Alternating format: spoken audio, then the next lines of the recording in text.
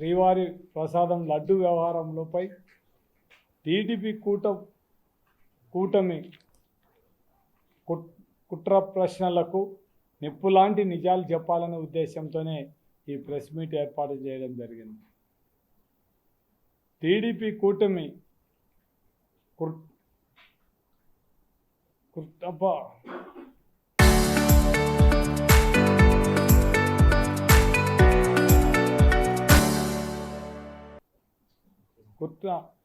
ప్రశ్నకు ఆరోపణలకు లడ్డు తయారీకి వాడే నెయ్యిలో జంతువు కొవ్వు కాదు పామాయిల్ కెమికల్స్ కలిసినాయని మళ్ళీ వాళ్ళే మాట్లాడడం జరుగుతుంది. అంతకుముందు చంద్రబాబు నాయుడు గారు దీంట్లో అనిమల్ ఫ్యాట్ కలిసింది తిరుమల తిరుపతి దేవస్థానం లడ్డు ప్రసాదంలో చెప్పడం జరిగింది. కానీ జంతువు కొవ్వు లేదని సిబిఐ సిట్టు ఏదైతే ల్యాబ్ రిపోర్ట్తోనే తేలిపోయింది. మిగతా పదార్థాలు కలిసినాయని చేస్తున్న ఆరోపణలను సమాధానం చెప్పవలసింది తెలుగుదేశం కూటమి తప్ప. ఎందుకంటే నెయ్యిలో కల్తీ జరిగిందని కేసుకు సంబంధించిన ప్రధాన మూలం 2024లో చంద్రబాబు నాయుడు అధికారంలోకి వచ్చిన తర్వాతనే జరిగిన పరిణామాలే.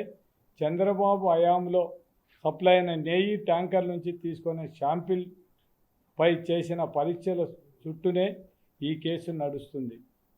జవాబు చెప్పవలసిన బాధ్యత చంద్రబాబుది అయితే 2024 జూన్ 12, 21, 25 తేదీల్లో జూలై 4 లడ్డు ప్రసాదం తయారు కోసం టీటీడీకి వచ్చిన ట్యాంకర్లపై స్థానికంగా ఉన్న టీటీడీ ల్యాబ్లో పరీక్షలు జరిగాయి. ఆ పరీక్షలో పాస్ అయిన తర్వాతనే వినియోగించడం జరిగింది.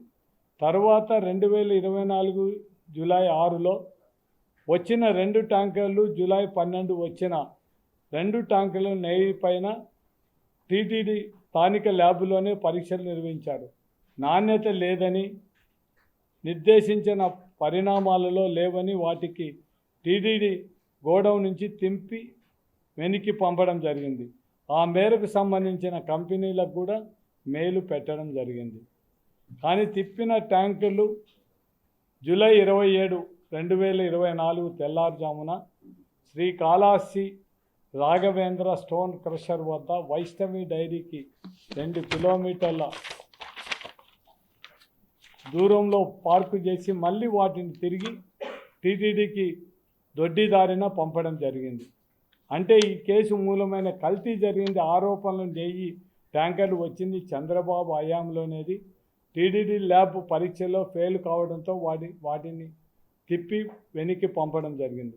చంద్రబాబు నాయుడు హయాంలో మళ్ళీ అదే ట్యాంకర్లు తిరిగి దొడ్డిదారిన టీటీడీలోనికి వచ్చిందని చంద్రబాబు హయాంలోనే మళ్ళీ కల్తీ ఆరోపణలను సమాధానం చెప్పవలసింది చంద్రబాబు నాయుడే కదా, ఆయన టైంలో జరిగింది. ఈ కల్తీ నెయ్యికి కేసు మూలం కీలకమైన ప్రశ్నలకు ఎప్పుడైనా చంద్రబాబు సహా టీడీపీ కూటమిలోని వ్యక్తులు సమాధానం చెప్పాలి. పవన్ కళ్యాణ్ సమాధానం చెప్పాలి. దీనికి సంబంధించి ఛార్జ్షీట్ ఏముందనేది ఈ దిగువన గమనించగలరు. Investigation revealed that 25/7/2024 TTD rejected the 4 green tankers, 5th and to 8 tankers supplied by the MSAR Daily Food Private Limited A1 based by on the NDDB Calif lab test report and asked them to lift the said 4 tankers immediately from TTD marketing godown, and same was communicated to AR Dairy Food Private Limited. అంటే వాళ్ళకు ఈ మెయిల్లోనే వాళ్ళకు పంపించడం జరిగింది. ఇది కల్తీ జరిగింది, తీసుకొని పోండి. ఈ ఆరోపణలున్న 4 ట్యాంకర్లను జూలై 25, 2024లో టీటీడీ గోడౌన్ నుంచి వెనక్కి పంపారు.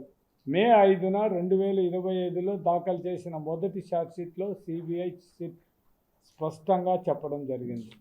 అంటే Vaishnavi dairy special private limited enjoyed to the derivated to scheme to the resupply the ghee in 4 tankers of AP dairy that had been rejected by the TTD on the ground of adulteration. వాళ్ళ దగ్గర నుంచే పంపించడం జరిగింది. కానీ తెలుగుదేశంలో జరిగిన ఈరోజు మా మీద మాట్లాడడం జరుగుతుంది. అంటే మనం ఒక్కసారి ఆలోచించాల్సింది ఒకటే, చంద్రబాబు నాయుడు హయాంలో జరిగితే ఏదో జగన్మోహన్ రెడ్డిని రాజకీయంగా ఎదుర్కోలేక ఏదో దురదృష్టం, మా దురదృష్టం మమ్మల్ని ఈ ప్రజలంతా కూడా చంద్రబాబు నాయుడు చెప్పిన ఈ అబద్ధపు హామీలను నమ్మి జగన్మోహన్ రెడ్డి ఇచ్చే పథకాలతో పాటు సూపర్ 6లు ఇస్తామని ప్రజలను మోసం చేసిన చంద్రబాబు నాయుడు ఈ రాష్ట్ర ప్రజలందరూ ఏమనుకున్నారంటే జగన్మోహన్ రెడ్డికి ఓటేస్తే కేవలం జగన్మోహన్ రెడ్డి పథకాలే వస్తాయి, అదే చంద్రబాబు నాయుడుకు తెలుగుదేశానికి ఓటేస్తే జగన్మోహన్ రెడ్డి పథకాలతో పాటు సూపర్ 6లు వస్తాయనే ఉద్దేశంతోనే ఈ రాష్ట్రంలో అక్క చెల్లెళ్ళందరూ కూడా నెలకు 1500, సంవత్సరానికి 18,000. ఇంట్లో నలుగురు ఉంటే దగ్గర దగ్గర మొత్తం 72,000 వస్తాయి. ఎందుకో ఒకటి సరే ఒకసారి చూస్తామని అందరూ ఓట్లు వేయడం జరిగింది.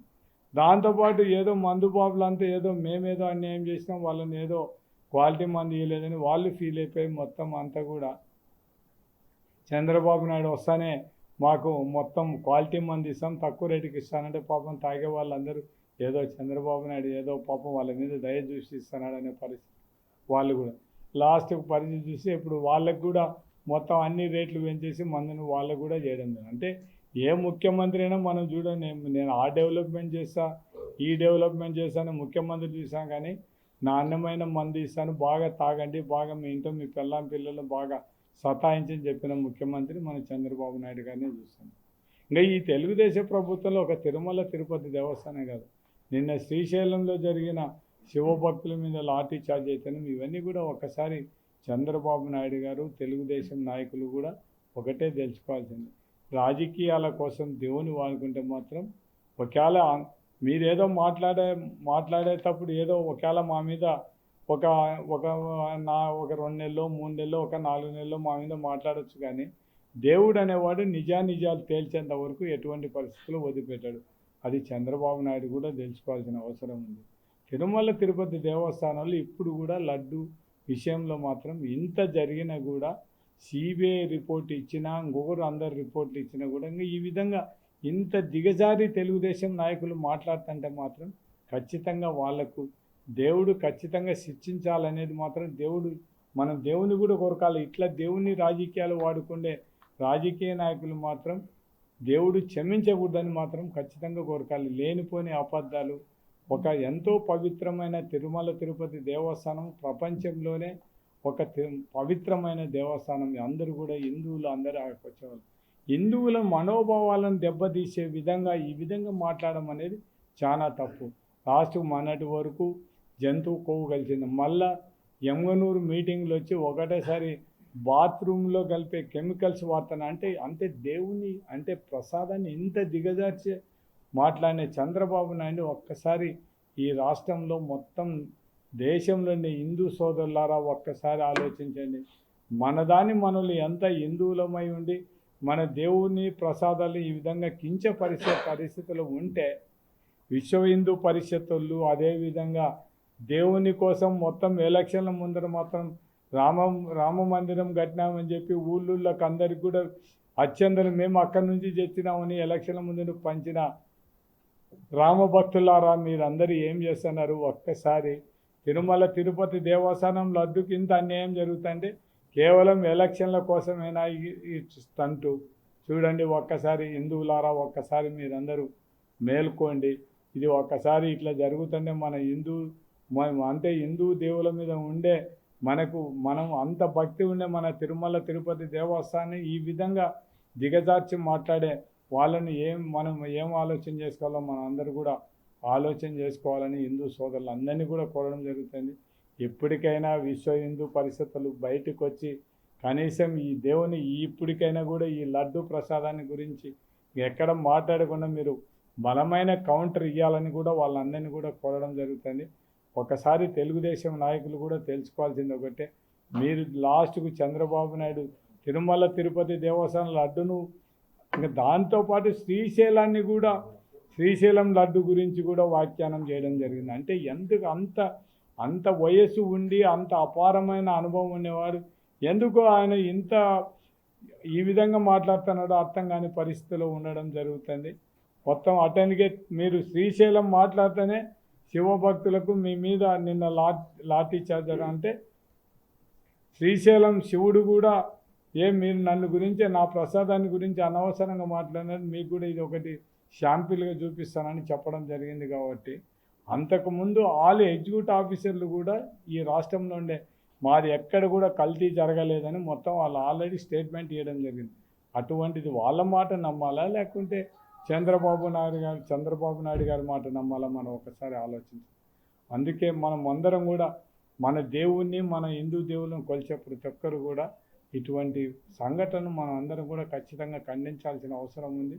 మనం అందరం కూడా అందరి దేవుళ్ళను ఈ దేవుడు ఆ దేవుడు అనేది కాదు, అందరి దేవుళ్ళను మనం గౌరవించాల్సిన బాధ్యత మన మీద ఉంది. కాబట్టి మనం ఇటువంటిది ఇంకా ఇప్పటికైనా తెలుగుదేశం వాళ్ళు కనీసం మీకు అన్ని రిపోర్ట్లలో కూడా ఏం లేదని తెలిసిన తర్వాత మాట్లాడితే ఆ దేవదేవుడైన వెంకటేశ్వరు కూడా మిమ్మల్ని క్షమించరు. కాబట్టి మీరు ఇప్పటి నుంచైనా దీని గురించి మాట్లాడడం వదిలిపెట్టమని వాళ్ళకి మనం విజ్ఞప్తి చేయడం జరుగుతుంది. Local to global news at your finger tips.